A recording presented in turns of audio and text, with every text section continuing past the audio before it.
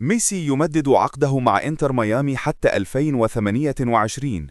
انتهت التكهنات. أعلن نادي إنتر ميامي الأمريكي رسمياً تمديد عقد أسطورة الأرجنتين ليونيل ميسي حتى نهاية موسم 2028. ميسي سيستمر في الملاعب الأمريكية حتى سن 41 تقريباً، مؤكداً التزامه بالمشروع الرياضي الطموح الذي يملكه جزئياً ديفيد بيكهام. تفاصيل العقد والأرقام الصادمة: المدة 3 سنوات إضافية تنتهي في 2028. الراتب السنوي الإجمالي يقترب من 20.45 مليون دولار أمريكي، مما يجعله الأعلى أجراً في تاريخ الدوري الأمريكي.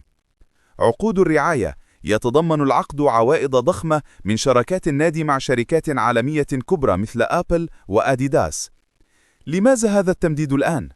التمديد يرتبط بعاملين رئيسيين: هدف مونديال 2026 ضمان استمرار ميسي في القمة حتى بعد انطلاق كأس العالم 2026 التي تستضيفها أمريكا الشمالية.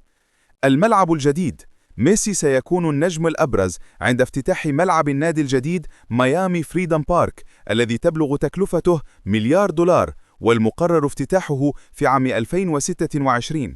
ميسي علق على القرار قائلاً: يسعدني البقاء هنا ومواصلة هذا المشروع، إنه حلم أصبح حقيقة رائعة.